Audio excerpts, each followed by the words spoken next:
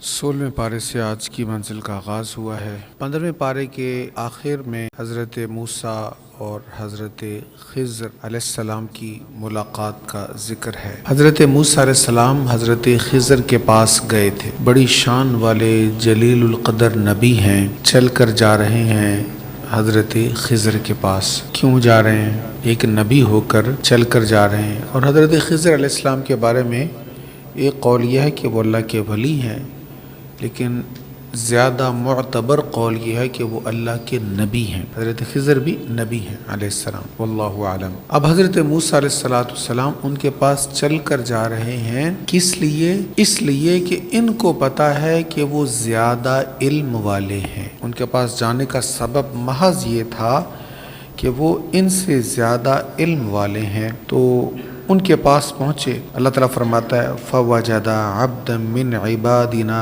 आतीनाहु रहमतन मिन इंदिना व अल्लमनाहु मिन लदुन्ना इल्मा। बस उन दोनों ने हमारे बंदों में से एक बंदे को वहाँ पाया। तो हज़रत मूसा अलैहिस्सलाम के साथ इनके एक साथी भी थे ना, यूशा बिन नून। तो ये दोनों जब चले तो फिर इन्होंने, अल्लाह फरमाता है, हमारे बंदों में से एक बंदे को पाया। उस बंदे की शान क्या है? जिसको हमने अपने पास से रहमत अता की थी और हमने अपने पास से उसको इल्म लदुन्नी अता किया था। उनके पास इल्म का ऐसा हिस्सा था जो मूसा अलैहिस्सलाम के पास नहीं था, इसलिए वो तहसील इल्म के लिए उनकी बारगाह में हाजिर हुए। तो हज़रत मूसा अलैहिस्सलाम कहते हैं कि मैं इस शर्त पर आपकी पैरवी करूं कि आपको जो रुश्द व हिदायत का इल्म दिया गया है, आप उसमें से मुझे भी कुछ तालीम दें, मुझे भी कुछ अता फरमाएं। उस बंदे ने कहा, आप मेरे साथ हरगिज़ सब्र न कर सकेंगे। लन तस्ततिअ मइय सब्रा, आपको मैं साथ इसलिए नहीं रख सकता कि आप सब्र नहीं कर सकेंगे। और आप उस चीज़ पर कैसे सब्र कर सकते हैं जिसका आपके इल्म ने इहाता ही नहीं किया। आपका इल्म उस सर्कल तक नहीं गया, उस दायरा तक नहीं गया, उसका इहाता नहीं कर सकता। इसलिए ये एक फितरती अमर है कि आपसे सब्र नहीं होगा। तो हज़रत मूसा अलैहिस्सलाम उनसे कहते हैं, सतजिदुनी इंशाअल्लाहु साबिरन वला आसी लका अमरा, आप इंशाअल्लाह अनकरीब मुझे सब्र करने वाला पाएंगे और मैं आपके हुक्म की नाफरमानी नहीं करूँगा। अब यहाँ से जलीलुल क़दर नबी के अल्फाज, उनका अंदाज देखें कि जिससे उन्होंने इल्म हासिल करना है उसकी किस कदर तकरीम कर रहे हैं, उसकी कितनी इज्जत कर रहे हैं। हमारे यहाँ जिसके चार बंदे चाहने वाले हो जाएं, जिसको इज्जत देने वाले हो जाएं, वो किसी को खातिर में नहीं लाता। तो ये देखें कितने शान वाले नबी, सबसे ज्यादा कुरान करीम में इनका तज़किरा है। लेकिन जब पता चला कि वो इनसे ज्यादा जानने वाले हैं तो आजिज़ी देखें। उस बंदे ने कहा, बस अगर तुम मेरी पैरवी कर रहे हो तो मुझसे किसी चीज के मुतालिक उस वक्त तक सवाल न करना जब तक मैं खुद उसका तुमसे जिक्र न करूं। फिर वो दोनों चल पड़े, हत्ता कि जब वो दोनों कश्ती में सवार हुए तो उस खिज़र ने कश्ती के तख्ते को तोड़ दिया। तो मूसा ने कहा,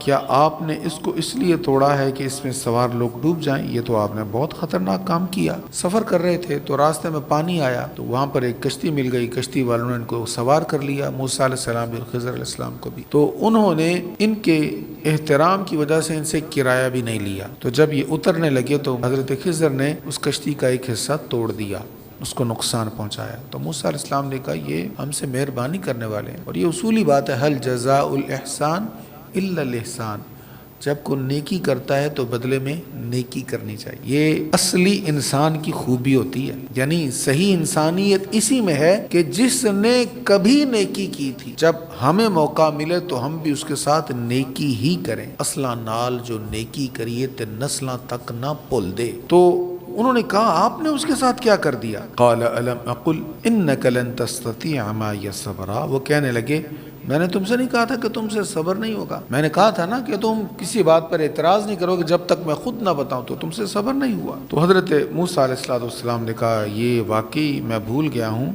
इस पर मेरी गिरफ्त न फरमाइए اور میرے کام کو مجھ پر دشوار نہ کیجیے. یعنی میں علم حاصل کرنے کے لیے آپ کے پاس آیا ہوں، ایک اگر بھول مجھ سے ہو گئی ہے تو وہ درگزر کر دیں اور اس پر گرفت فرما کر میں جس مقصد کے لیے آیا ہوں اس سے مجھے محروم نہ کریں، مجھے علم حاصل کرنے دیں. پھر دونوں چل پڑے. اب ان کی ملاقات ایک لڑکے سے ہوئی تو خضر نے اس کو قتل کر دیا. اب موسیٰ علیہ السلام سے کہاں رہا جاتا، ایک بے قصور کو قتل کر دیا. تو موسیٰ علیہ السلام نے پھر اعتراض کر دیا، قال اقتلت نفسا زکیۃ بغیر نفس. انہوں نے کہا آپ نے ایک بے قصور شخص کو قتل کر دیا، کسی شخص کے بدلہ کے بغیر قتل کر دیا آپ نے. لقد جئت شیئا نکرا، آپ نے یہ بہت معیوب کام کیا. اب یہاں پر 15واں پارہ ختم ہو رہا ہے اور پھر آگے 16واں پارہ شروع ہو رہا ہے. خضر نے کہا میں نے تم سے نہیں کہا تھا تم سے صبر نہیں ہوگا اور تم صبر نہیں کر سکو گے. اب موسیٰ علیہ السلام کو پھر احساس ہوا کہ میں نے پھر جلدی کی ہے، تو آپ عرض کرنے لگے کہ آپ مجھے اپنے ساتھ نہ رکھیے گا اگر دوبارہ میں نے اعتراض کیا. اب آخری موقع ایک مجھے دے دیجیے، اب میں آپ کی کسی کام پر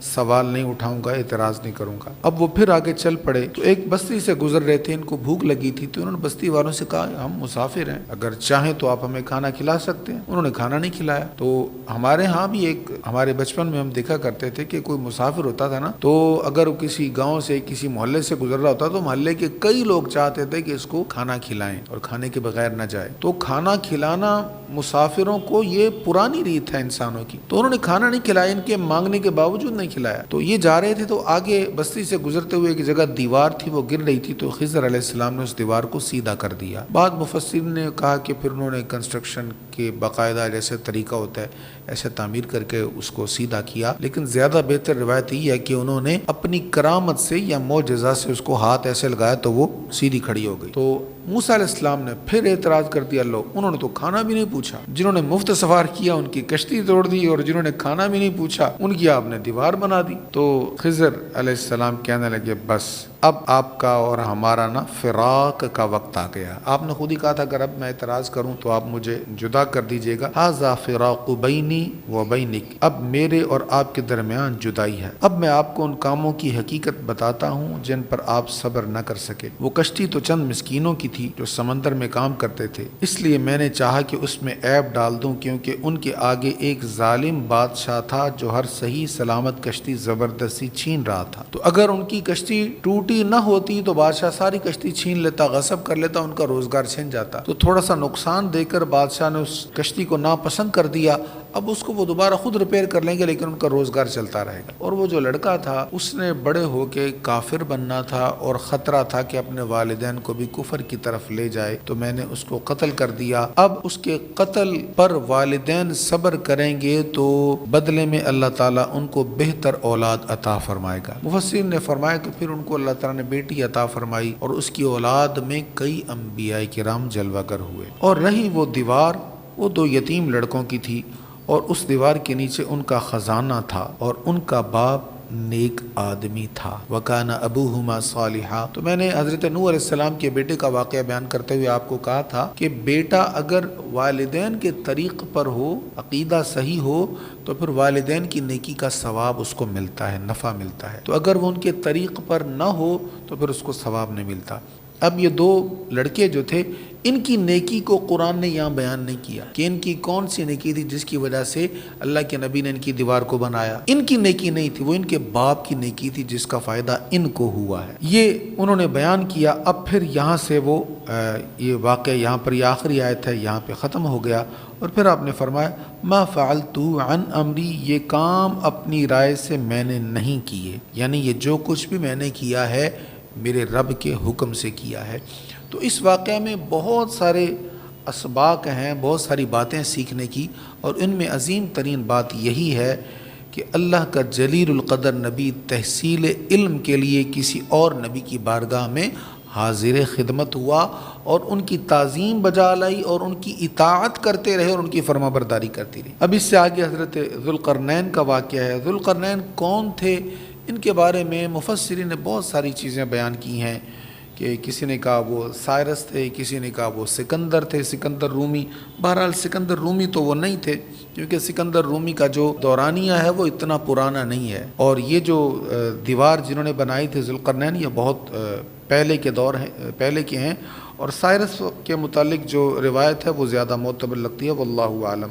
بہرحال قرآن نے ان کو ذوالقرنین کہا ہے۔ ذوالقرنین یہ کیوں کہا گیا؟ ذو والا قرنین، قرن کہتے ہیں سینگ کو، قرن کنارے کو بھی کہا جاتا ہے۔ تو ذوالقرنین کہنے کی مفسرین کہتے ہیں وجہ یہ ہے کہ وہ واقعہ پچھلے سال بھی ہم نے پڑھا تھا کہ وہ سفر کرتے کرتے وہاں تک گئے جہاں سے سورج طلوع ہوتا ہے، یعنی مشرقی سمت کا آخری علاقہ، وہاں تک وہ گئے اور وہاں پر بھی انہوں نے حکومت کی، اور سفر کرتے کرتے وہاں بھی گئے جدھر سورج غروب ہوتا ہے، یعنی سورج کے طلوع اور غروب کے مقام تک تو نہیں وہ پہنچے، مطلب یہ کہ دنیا کا وہ کنارہ جدھر سے سورج چڑھتا دکھتا ہے، یا دنیا کا وہ کنارہ جدھر سورج ڈوبتا نظر آتا ہے۔ تو چونکہ دونوں کنارے، دونوں سائڈوں پر ان کی حکومت تھی، اس لیے ان کو ذوالقرنین کہا جاتا ہے۔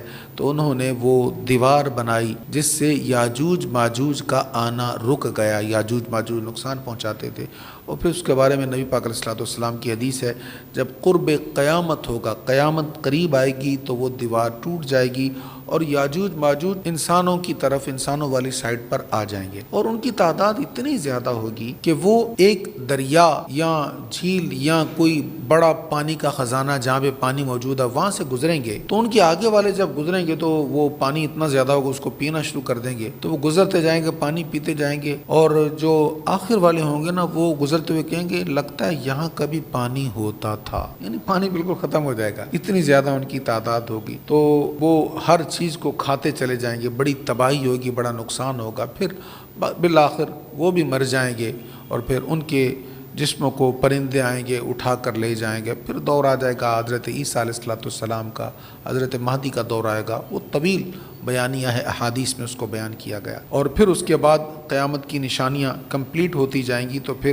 قیامت آ جائے گی۔ اس سے آگے اللہ تعالیٰ نے ارشاد فرمایا ہے، یہ اس سے اگلا رکوع ہے اور اس میں بڑی اہم بات ہے، قُلْ لَوْ كَانَ الْبَحْرُ مِدَادًا لِكَلِمَاتِ رَبِّي، آپ کہیے اگر میرے رب کے کلمات کو لکھنے کے لیے سمندر سیاہی بن جائے تو میرے رب کے کلمات ختم ہونے سے پہلے سمندر ختم ہو جائے گا، خواہ ہم اس کی مدد کے لیے اتنا ہی سمندر اور لے آئیں۔ اللہ کے کلمات اتنے زیادہ ہیں کہ اگر سمندروں کی سیاہی بن جائے اور اتنے ہی سمندر اور بھی آ جائیں تو لکھتے لکھتے روشنائی ختم ہو جائے گی، لیکن اللہ کے کلمات ختم نہیں ہوں گے۔ اس سے آگے ایک آیت ہے جس کے بارے میں لوگوں کو غلط فہمی ہوتی ہے، ترجمہ سن لیجئے، یہ آخری آیت ہے سورہ کہف کی، آپ کہیے میں تمہاری ہی مثل بشر ہوں۔ اب اس سے لوگوں کو کنفیوژن ہو گئی کہ اللہ تعالیٰ نے حضور علیہ السلام سے کہا کہ آپ کہیے میں تمہاری مثل بشر ہوں، تو اس سے پتہ چلا حضور ہماری مثل بشر ہیں۔ تو یہ ذرا سمجھنے والی بات ہے کہ حضور ہماری مثل بشر کیسے ہیں۔ دیکھیں حضور علیہ السلام ہماری مثل بشر ایسے ہیں کہ ہم خدا نہیں ہیں۔ کیا ہم میں سے کوئی خدا ہے؟ نہیں ہے۔ کوئی خدا کا بیٹا ہے؟ نہیں ہے۔ ہم خدا کے بندے ہیں؟ ہیں نا۔ ہم خدا کے بندے ہیں، حضور بھی خدا کے بندے۔ ہم خدا نہیں ہیں، حضور بھی خدا نہیں۔ ہم خدا کے بیٹے نہیں ہیں، حضور بھی خدا کے بیٹے نہیں ہیں۔ اس اعتبار سے حضور ہمارے جیسے ہیں، یعنی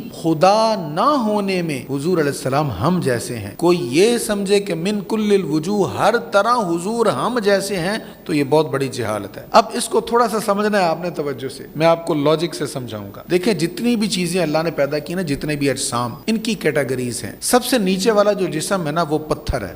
پتھر کو آپ پانی دیں گے تو وہ بڑھے گا، دھوپ میں رکھیں گے تو اس میں کچھ پھوٹے گا۔ آپ دھوپ میں رکھیں، ٹھنڈے موسم میں رکھیں، گرم موسم میں رکھیں، کوئی اس پر اثر نہیں ہوگا، وہ پتھر کا پتھر ہی رہے گا۔ اس کو کہتے ہیں جسم مطلق۔ اچھا اس سے اچھا جسم کون سا ہے؟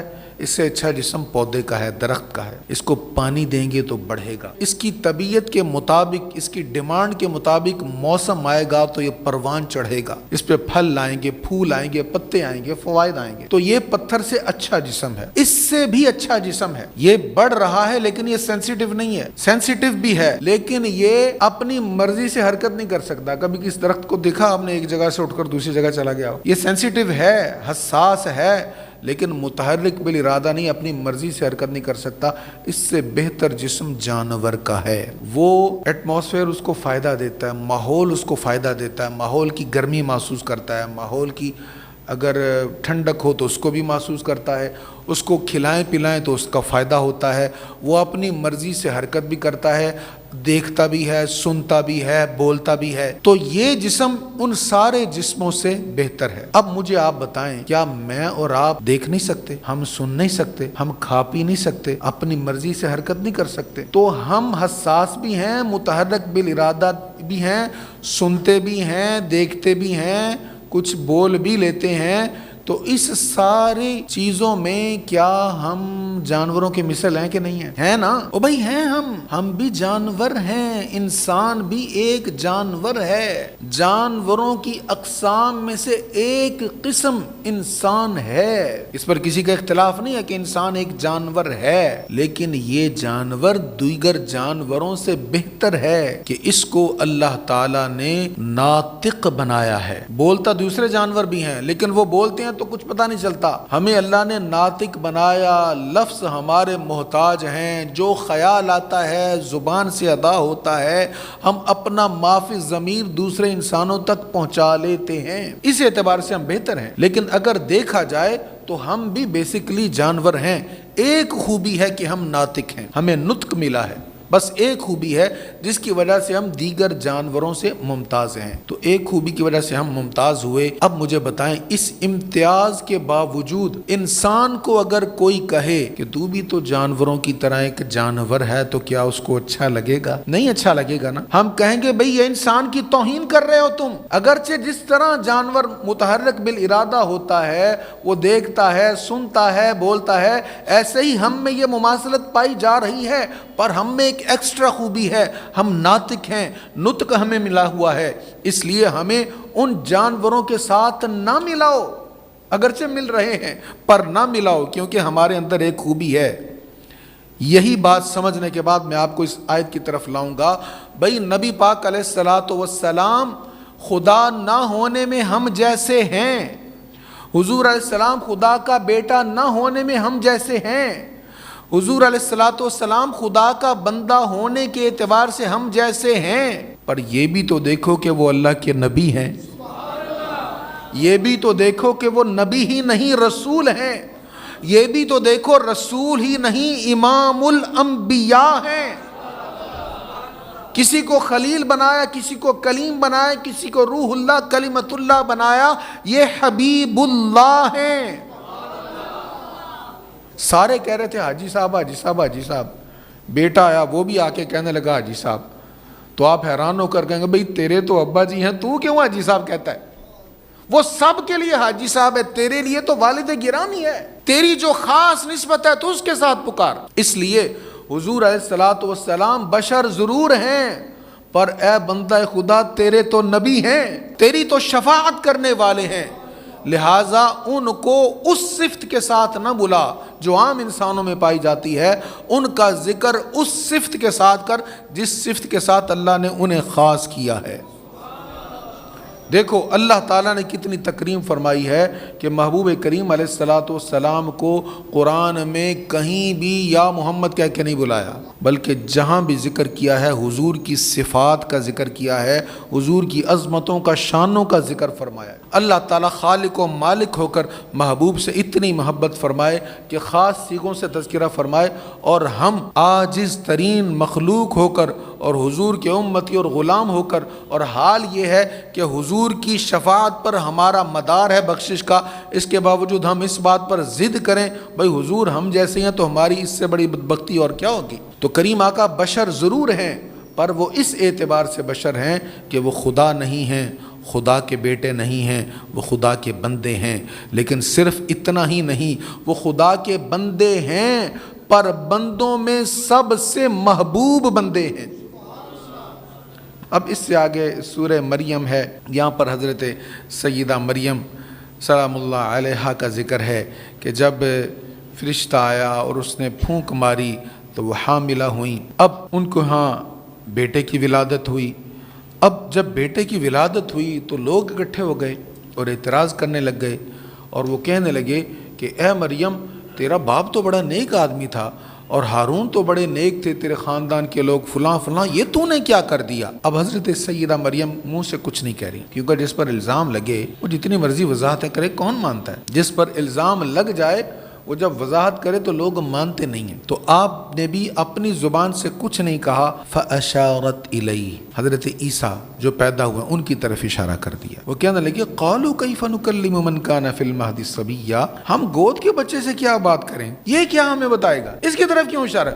پھر اسی طرف اشارہ، اسی طرف بار، اب شور اٹھا، یہ بچہ کیا بتائے گا؟ اب بچہ بول پڑا، قال انی عبد اللہ آتانی الکتاب وجعلنی نبیا۔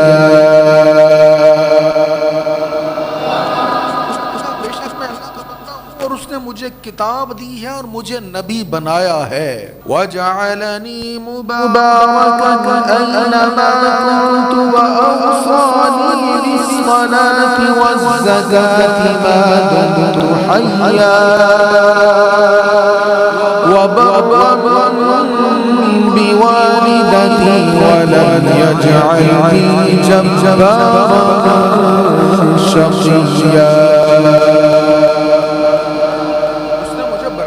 بنایا ہے، خواہ میں کہیں بھی ہوں اور میں جب تک زندہ رہوں، اس نے مجھے نماز اور زکوٰۃ کی وصیت کی ہے اور مجھے اپنی والدہ کے ساتھ نیکی کرنے والا بنایا ہے اور مجھے متکبر اور بدبخت نہیں بنایا۔ تو حضرت سیدہ مریم کی گواہی حضرت سیدنا عیسیٰ علیہ السلام بچپن میں دیتے ہیں اور یہ ان کی برات پھر بیان ہو جاتی ہے۔ اس سے آگے جنت کے بارے میں اللہ تعالیٰ فرما رہا ہے، لا يسمعون فیہا لغوا ولا سلاما، وہ جنت میں سلام کے سوا کوئی لغو بات نہیں سنیں گے۔ دیکھیں، لغو بات کہنا، فضول گوئی کہنا، غلط باتیں کہنا، یہ بہت بری عادت، یہ عادت اپنی کم کرنی چاہیے، خواہ مخواہ بولنا نہیں چاہیے۔ جس نے اپنی زبان کو کنٹرول کر لیا نا، بہت سارے معاملات سے وہ بچ گیا۔ اس لیے حضور علیہ الصلوۃ والسلام نے فرمایا، المسلم من سلم المسلمون من لسانہ ویدہ، تم میں سے مسلمان وہ ہے جس کی زبان اور ہاتھ سے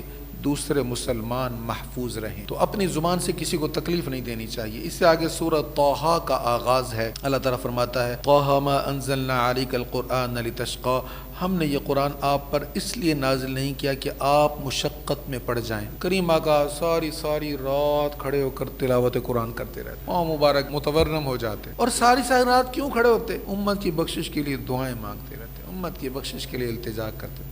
ہم راتوں کو شب بھر سوتے ہیں، امت کے وہ غم میں روتے، ہم جرم کریں وہ عفو عطا، سبحان اللہ سبحان اللہ۔ تو اللہ تعالیٰ نے یہ آیات نازل فرمائیں اور اس میں حضور علیہ الصلوۃ والسلام کی شان ہے، اور اس سورہ مبارک میں ان آیات میں اتنی لذت ہے، اتنی مٹھاس ہے کہ حضرت عمر فاروق رضی اللہ تعالیٰ عنہ حضور کو شہید کرنے کے ارادے سے نکلے تھے، اسلام قبول کرنے سے پہلے شہید کرنے کے ارادے سے نکلے ہیں، بہن کے پاس آئے، اس سے انہی آیات کی تلاوت سنی، دل کی دنیا بدل گئی اور اسلام قبول کر لیا۔ اللہ تعالیٰ ہمیں ان لذتوں سے شناسا کر دے، ہم ان لذتوں کو محسوس کریں، ہمیں یہ لذتیں محسوس ہوں۔ اب آگے حضرت موسیٰ علیہ السلام کا ذکر ہے، جب وہ مقدس وادی میں جاتے ہیں تو یہاں پر ایک غلط فہمی ہے، کچھ لوگ کہتے ہیں، وہ میں تھوڑی سی وضاحت کروں گا۔ تو موسیٰ علیہ السلام نے جب دیکھا نا آگ ہے دور، تو وائف کو کہا میں وہاں سے آگ لے کر آتا ہوں، سردی تھی نا، وائف کو لے کر یہ آ رہے تھے مصر کی طرف، تو کہا میں وہاں سے تھوڑی سی آگ لے کر آتا ہوں۔ تو جب ادھر گئے تو پھر وہاں سے آواز آئی، انی انا ربک فاخلع نعلیک، بے شک میں ہی آپ کا رب ہوں، سو آپ اپنے جوتے اتار دیجئے، بے شک آپ مقدس میدان طوا میں ہیں، آپ طوا میں آگے، لہٰذا اپنا جوتا اتار دیں۔ اب جوتا اتارنے کا حکم کس لیے ہوا؟ اس لیے کہ جب آپ جوتا اتاریں گے تو اس مقدس زمین کو اپنے پیروں کے تلووں سے محسوس کریں گے، اس زمین کی جو برکت ہے یہ آپ کے پیروں کے ساتھ مس ہوگی، آپ کے پیر اور زمین کے درمیان جوتے کا جو ایک حجاب رکاوٹ ہے یہ ختم ہو جائے گا۔ تو یہاں سے کچھ لوگ کہتے ہیں کہ اللہ تعالیٰ نے موسیٰ علیہ السلام کو تو کہا تھا آپ جوتا اتار دیں، لیکن معراج کی رات جب حضور علیہ السلام اللہ کی بارگاہ میں گئے تو اللہ نے فرمایا سونے جوڑے سمیت ہی آ جا۔ میں نے کہیں پڑھا نہیں ہے، میں نے بڑا ڈھونڈا، میں میں نے کئی لوگوں سے کہا یار کہیں سے دکھاؤ یہ روایت کہاں پہ ہے، تو مجھے ملی نہیں. مزہ بہت آتا ہے اس کو سننے بیان کرنے کا، لیکن میرا خیال یہ موضوع ہے، یہ روایت نہیں ہے ایسے. تو یہاں پر جو موسیٰ علیہ السلام نے وہ اتارے تھے وہ اس زمین کو محسوس. یہاں سے ایک بات میں نے شاید پچھلے سال بھی آپ کو کہی تھی، حرم میں جاتے ہیں نا، اللہ تعالیٰ سب کو بار بار لے جاتے، تو وہاں پر جا کے کچھ لوگ جوتا پہنتے ہیں. دیکھیں جواز کا پہلو نکل سکتا ہے، پر حرم کی زمین ہو اور ہم اپنے پاؤں کو اس کو محسوس کرنے سے محروم رکھیں. اللہ موسیٰ علیہ السلام سے کہے کہ آپ جوتا اتاریں تاکہ اس زمین کی برکت کو آپ اپنے پیروں کے تلووں سے محسوس کریں، اور ہم وہاں جوتے پہنیں، یہ اچھا نہیں ہے. اس زمین کو محسوس کرنا چاہیے، بلکہ حرمین طیبین کی زمین کو محسوس کرنا چاہیے. ہمارے اشفاق بھائی، میں نے تو ان کو کہا تھا آپ حافی ہیں، یہ جتنی دیر حرمین شریفین میں رہے جوتے اتار کر رہے تاکہ وہ وہاں کی لذت پیروں کے تلووں کے ساتھ محسوس ہو سکے. اچھا، موسیٰ علیہ السلام اللہ کی بارگاہ میں عرض کرتے ہیں رب اشرح لی صدری، اے میرے رب میرے لیے میرا سینہ کھول دے، ویسر لی امری، اور میرے لیے میرا کام آسان کر دے، واحلل عقدۃ من لسانی، اور میری زبان کی گرہ کھول دے، یفقہوا قولی، کہ وہ لوگ میری بات سمجھ سکیں. یہ آیات جو ہے بڑا زبردست وظیفہ ہے شرح صدر کے لیے، علم دین حاصل کرنے کے لیے، اور علم کو پھیلانے کی اگر آپ کوشش کریں تو اس کے لیے بھی یہ بڑا اچھا وظیفہ ہے. لیکن یہاں میں ایک بات کی طرف توجہ دلاؤں.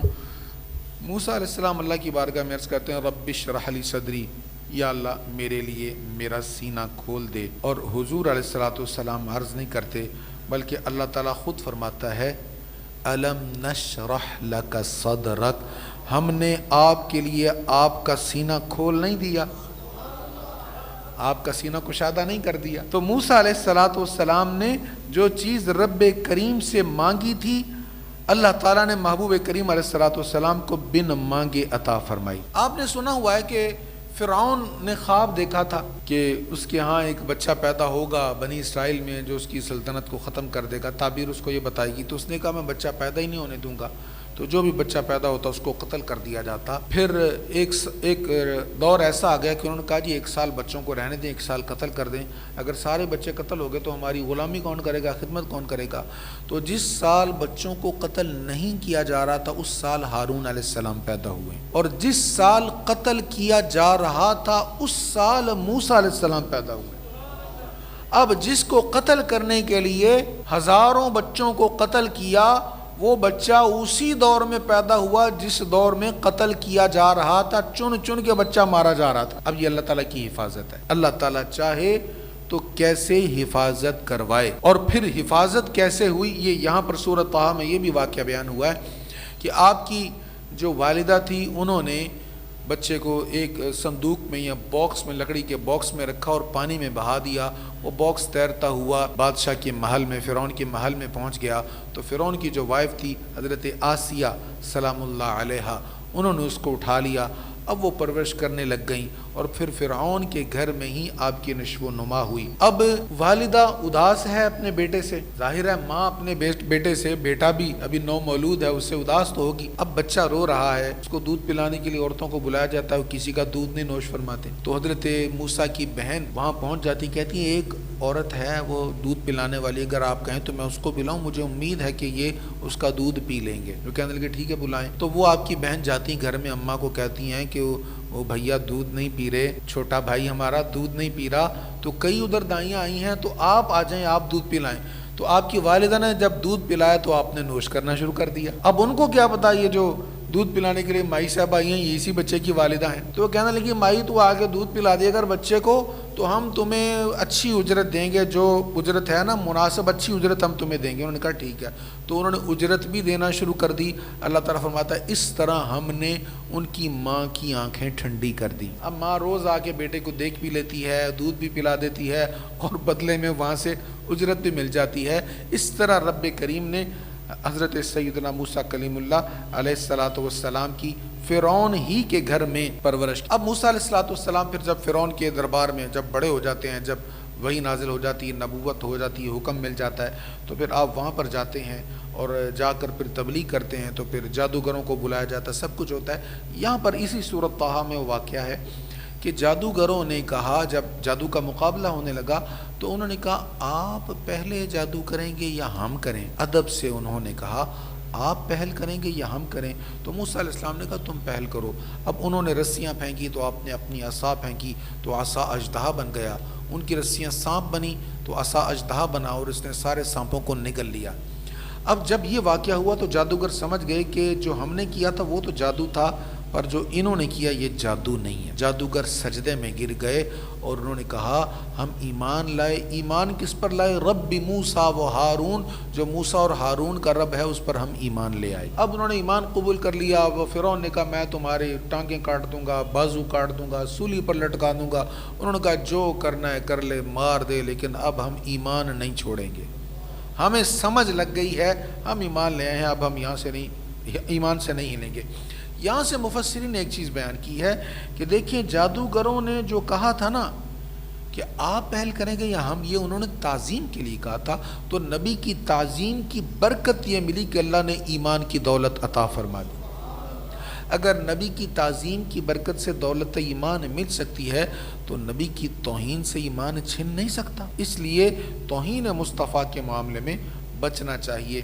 پھر آگے وہ بھی واقعہ ہے کہ جب سامری نے بچھڑا بنایا تو پھر آپ اس سے سخت ناراض ہوئے اور آپ نے ناراض ہو کر اس کو کہا کہ اب تو ان تقول لا مساس، تو کہے گا مجھے ہاتھ نہ لگانا، یا آپ نے اس کو دعائے عذاب دی، جس کو ہم بد دعا کہتے ہیں، دعائے عذاب دی، ان تقول لا مساس۔ اب کوئی بھی سامری کو اگر ٹچ کرتا تو سامری کو سخت بخار چڑھ جاتا، اور جس نے ٹچ کیا اس کو بھی بخار چڑھ جاتا۔ اب اس کو جب بخار چڑھا ہوتا ہے یہ پھر اس کو کہتا کہ تو منحوس ہے، تیری وجہ سے مجھے بھی بخار چڑھ گیا۔ تو جب بھی کوئی بندہ اس کے پاس آتا تو یہ کہتا لا مساس لا مساس، وہ مجھے ہاتھ نہ لگانا، مجھے ہاتھ نہ لگانا۔ یہ اس کی کیفیت ہو گئی، اور اسی طرح یہ تڑپ تڑپ کے پھر مر گیا۔ اس سے آگے سورۃ الانبیاء ہے، اس میں انبیاء کا ذکر ہے۔ پہلی آیت میں جو ارشاد ہے اقترب للناس حسابهم، لوگوں کے حساب کا وقت قریب آ گیا ہے۔ آیت کو نازل ہوئے بھی 1400 سال ہو گئے، تو قریب کا کیا مطلب ہوا؟ قریب کا ایک مطلب یہ ہے کہ دیکھو سب انبیاء جنہوں نے آنا تھا وہ آ کر چلے گئے، اب آخری نبی کریم علیہ السلام آ گئے ہیں، اب اور کوئی قوم نہیں آئے گی، اب اس کے بعد قیامت ہی آنی ہے۔ تو گزشتہ جو دورانیہ تھا اس اعتبار سے اب حساب کا وقت یعنی قیامت کا روز قریب آ گیا۔ اور ایک معنی مفسرین نے یہ بھی بیان کیا ہے قیامت جتنی مرضی دور ہو، ہم جب مریں گے ہمارا تو معاملہ شروع ہو گیا نا جی۔ اگلا قبر میں جاتے ہی سوال ہو جانے ہیں، اور تینوں سوال عقیدے کے بارے میں ہیں۔ لوگ کہتے ہیں پہلا سوال نماز کا، بھی پہلا سوال نماز کا قیامت والے دن ہے۔ مرنے کے بعد پہلے 3 سوال ہیں، مر رب کا، تیرا رب کون ہے، ما دین کا، تیرا دین کیا ہے، ما کنت تقول فی حق هذا الرجل، حضور کی زیارت کروائی جائے گی، پوچھا جائے گا ان کے بارے میں کیا کہا کرتا تھا، کیا نظریہ تھا تیرا ان کے بارے میں۔ یہ تینوں سوال عقیدہ کے بارے میں ہیں، اس لیے اپنا عقیدہ صاف شفاف اور درست رکھنا چاہیے۔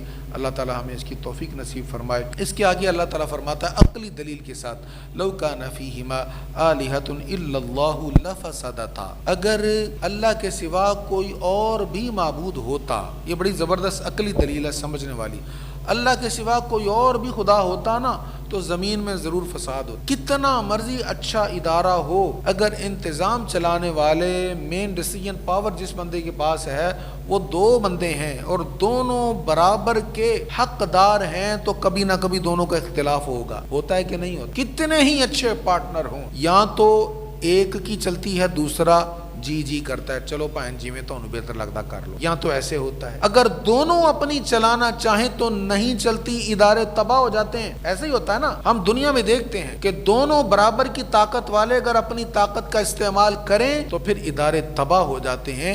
یہی اللہ تعالیٰ فرما رہا ہے کہ اس جہان کو چلانے والے اگر ایک سے زیادہ ہوتے تو تم ضرور فساد دیکھتے۔ تم نے کوئی فساد دیکھا؟ کبھی دیکھا تم نے سورج نے اپنا رخ بدلا ہو؟ سورج جس مدار میں تیر رہا ہے اس نے مدار اپنا چینج کیا ہو؟ چاند جس گردش میں چل رہا ہے اس میں کوئی تبدیلی آئی ہو؟ کبھی تم نے آج تک نظام دیکھا؟ ہر ملک کا نظام الگ ہے، ہر ملک کی حکومت کا انداز الگ ہے، ہر ملک کے قوانین الگ ہیں، پر اس کے جہان میں ایک ہی نظام ہے، اور جیسے لاکھوں سال پہلے تھا ویسا ہی نظام آج چل رہا ہے۔ اور ہمیشہ ایک ہی جہت میں نظام کے چلنے کا مطلب یہ ہے کہ اس نظام کو چلانے والا ایک ہی ہے۔ اگر 2 ہوتے نا تو سورج چڑھنے پر بھی جھگڑا ہو سکتا تھا، جی آج سورج چڑھانا، جی آج نہیں چڑھانا، آج میری چلے گی، جی تسی چڑھاندے رہے اتنی دیر تو آج میری چلے گی، آج نہیں چڑھنا، آج مشرق دی بجائے مغرب والوں چڑھنا ہے۔ تو اللہ تعالیٰ فرما رہا تم دیکھتے ہو کچھ چینج نہیں ہے. یہی اس بات کی دلیل ہے کہ اس نظام کو چلانے والا ایک ہے، وہ وحدہ لا شریک ہے، وہ ایک ہی ہے، اس کے پائے کا اور کوئی نہ تھا نہ ہے نہ ہوگا. اللہ تعالیٰ ہمیں توحید پر قائم رہنے کی توفیق نصیب فرمائے. وآخر دعوانا الحمدللہ.